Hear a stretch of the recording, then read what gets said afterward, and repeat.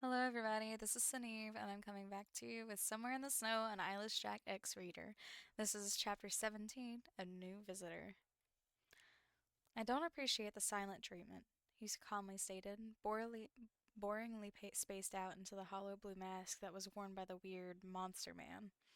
After your little interaction a day ago, Jack seemed to be mute and ignore your questions and all sorts. Jack just turns his head at you, mixing the porridge that was setting coolingly in one of your bowls.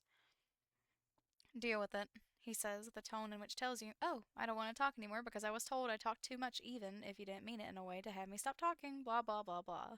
No, you actually like talking to the big man. You didn't expect him to be so serious and sensitive about him talking, or maybe he liked being labeled as a quiet and wanted to change his imaginary label of talkative, even if it was fairly a joke. Yeah, probably. You were the same way when you were younger.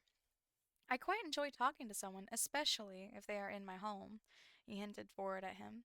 Jack looks at you. It almost seemed like his sweat dripped down from the outside of his mask and not what was under the mask. Did he even sweat, though? You question before another moment of silence comes rushing in all around the both of you. You roll your eyes at this, looking out the window beside you to see your babies either chewing on their paws or something, scratching their ears inside their kennel, or whatever dogs do.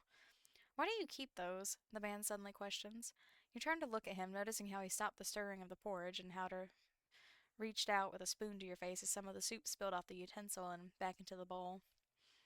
You ignore this, though, turning back to the window back to look out once again. Keep what exactly? You knew what he meant, but you just wanted him to say it more specifically. Dog, he says without the S, trying to limit his speech. Dogs, you correct him. I'm a musher. If I weren't, I wouldn't have this many. Unless if I were a crazy cat lady. Replace the cat with dog, you shrug. Just quite literally a driver of a dog sled, you said before a harsh question goes into your thought. Were you even considered one? A musher? Because right now you feel like absolute shit as you lay your lazy ass on this fucking bed. Maybe not lazy, but another word to describe the feeling of being useless and not even, if important, was holding you back from doing what you do. In this case, your back, which hurt like shit. Speaking of mushing and the dogs, that reminds you. Morning soup.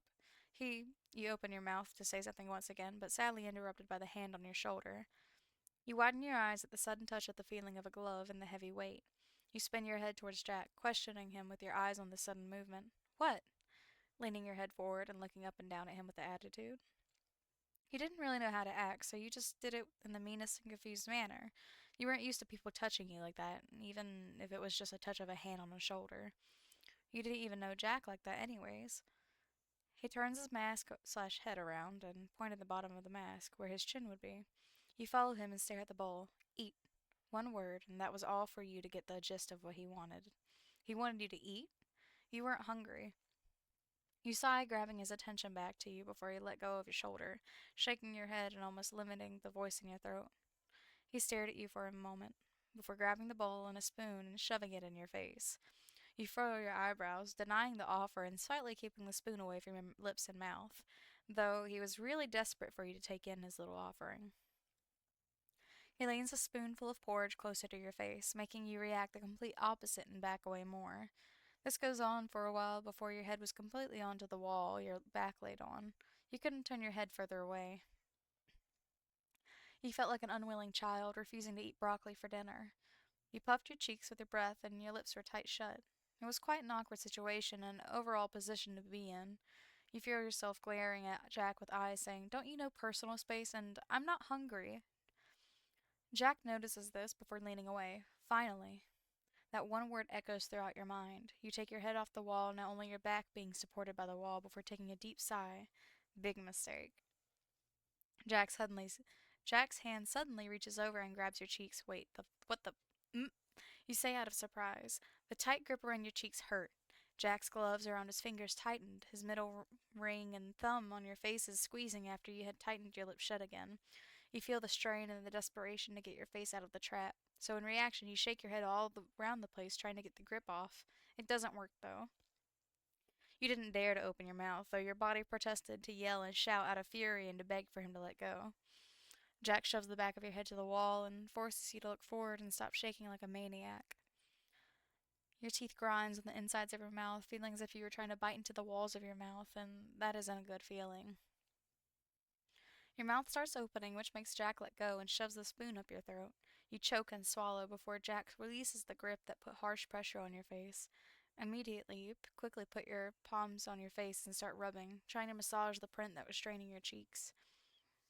Now putting your elbow to the bottom half of your face, the cough. The fuck is wrong with you, dude? You muffled and coughed in between your arm. Don't be stubborn, was all he said, taking the spoon once again and scooping up the porridge. The fuck? Was all you thought. That one little ass sentence Jack said made you much more angrier. This guy really irritates you. I'm not even being stubborn. I'm not even hungry. You narrow your eyes at him as you shouted, and why are you feeding me? I'm not a fucking child, you know. Jack simply ignored this before lifting up the spoon again and taking it to your face. You looked down at the spoon with widened eyes. Was this guy really serious? You widen your eyes when turned into a glare before you take the back of your hand and fling the spoon away from you. Porridge flying all over the place along with the spoon as it clings away onto the floor. Jack and you just watched the spoon fling away, a moment of silence before Jack got up and left the room. Never said you were a child, but you need to eat, he starts. You'll never get better and take care of your dogs if you're like this, correct? He looks back before stepping out fully, his figure going into the kitchen and disappearing. You get the fact you didn't say you didn't want to eat verbally, but still, you gave him clear signs that you weren't hungry. Wouldn't medicine help more than force feeding? What happened to him going to school for that kind of education and knowledge? He must have been bad at it and gave up. Let's not be that rude.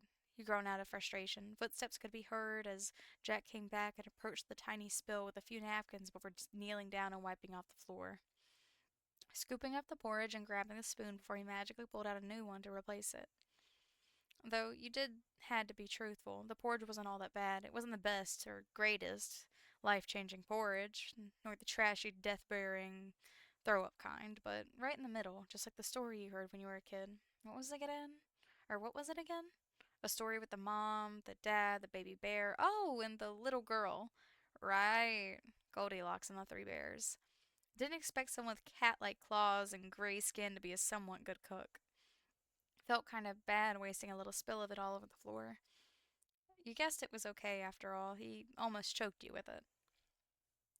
Jack threw the dirty napkin away in the corner where your little trash can would be before having another napkin sit onto your desk in your room, next to the bowl of porridge that was also there, before placing the spoon that fell to the ground on top of the clean napkin, not wanting more germs to be contaminating the spoon even more. Fuck, dude, you thought. You predict that the more you refuse to eat, the rougher he'll be with you. And trust that feeling in your gut because there's a 90% chance that will actually happen based on his jerk face reactions. Doctor? Yeah, right, more like some fraud shit. No doctor treats their patients. Fuck, not even patients, but quite literally anyone who needs some kind of help. But, anyways, no one shouldn't be treated like this, and that's the end of it. Stop giving me that look, Jack spoke. You released the unnoticed strain on your face and the tension on your shoulders, eyes widening in the process. Whatever, you mumbled under your breath. Looking away from him, you then faced the window, which the plastic and curtains that helped bounce off the cold was away from your view, tucked away somewhere. You bring your hand toward the cold glass, your fingertips glazing the window as your tips print across the glass, making you wipe off the frozen air. It reminded you of how you used to draw stick figures or flowers, literally anything a child would have wanted to draw on the frozen glass window. It was like a urge. But instead of your child instincts kicking in, you ball your hand in a fist and wipe off an area so you can see outside, instead of looking outside through a blur. You stare at the dogs as they lay in the snow, play with their tails, or just hang out in their kennels, sleeping, playing, whatever dogs do in their meantime. Ears twitch at the sudden sound of stirring and the clang of a spoon as it hits the curve of the bowl. Porridge. You slowly turn your head around to Jack as he holds up a spoonful of porridge. Can I please just feed myself? I'm a grown ass woman. Let's just say, didn't want to be fed like a whole ass baby. Another painful moment of silence before Jack sets the bowl and spoon on the table near. Thank you. Thanks, dude. Damn, that was more dreadful than what you really wanted to say, but it's not like you could jump around, wave your arms in the air, dance, or shoot out confetti out your eyeballs. You run your hand through your hair, feeling and predicting how you should take a shower tomorrow before you become a greasy mess. You also ignore the dead stare Jack was giving you. Stalker vibes, you thought before rolling your eyes and grabbing the bowl of porridge, picking up the spoon and closely watching how the porridge overflows the spoon, while bits fall back into the bowl. You open your mouth wide enough to gulp down the whole thing before doing the same thing, but this time savoring the flavor at least. You exhale out of your nose before you stare back at Jack, giving him the stop staring before I knock that bum ass mask off your face look. He tilts his head at this as if he was challenging you further, saying, "You won't," or "Do it, I dare you." Well, of course you didn't. The man was big as hell and would knock you right off. You roll your eyes at this once again before turning your attention right back at the window. You scan the area, trying to see if something changed while you remain mugging Jack. Nothing. Nothing but the same old dogs, kennels, snow, trees, cat, and the boring sky. Cat? Your eyes widen as you move your eyes right back at the cat you saw in a distance. The black and oddly red fur, the massive eyes that shined red. The fuck? What kind of fucking breed is that? And why did it remind you of wait, Smile? What? No, Smile's a dog, you dumb fuck. That's a fucking cat. You take a loud and big gulp at the remembrance of Smile. Fucking troublesome ass animal. You watched as the cat sniffed out the snow before taking its eyes off ground and staring ahead of it. Big dogs. The cat notices all the dogs before it tries sneaking around the lazily group. You furrow your eyebrows at its actions. Very interesting. You're surprised that none of them realized the cat was there. Knowing Hunter or Ace would have been a barking mess, or Wren would have been trying to play with the cat. The others we don't talk about because they would have either let the cat slide or tried messing with it also. The cat's tail swings around and its ears are perked up, making you take in and notice how the inside of his ears looked like. You hum at this. Also hearing the sudden and sharp movement of Jack, you didn't care what he was doing though. You just lifted up your pointing finger and tapped the window twice, trying to see if it got the cat's attention. The cat seemed to snap its head right at you before its pupils grew smaller. You see its mouth suddenly become agape before slam. A sound of Jack's palm suddenly bangs on the window.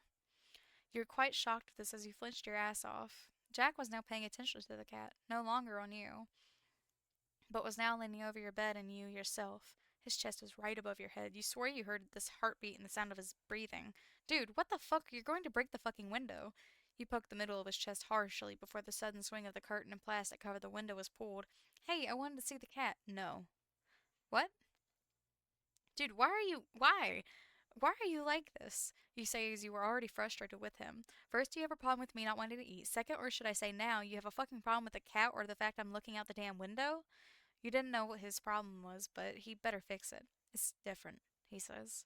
What is different, you shout. The cat. Never trust the cat, Jack says before walking off and closing the door behind him. Jack? You call out quietly. Jack! You call out slightly more loudly. You wait for his response just for nothing. Of course. Of course he just left you here all confused. You sigh before turning your head to the now covered window. You had an urge to just move the curtain and plastic away, but you chose not to. Maybe it'll piss him off more, which you really don't want to deal with, but what's so different about that cat? You question, before spacing off in your own world. Author's note, boring chapter. This took me too fucking long to post, and I didn't even go back to check for mistakes. Let's just say I had no fucking ideas, so I'm sorry for the long wait. Facepalm emoji.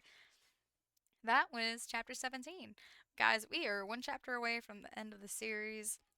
I am so sorry that this is discontinued because I actually really like the series and I like the way this person writes.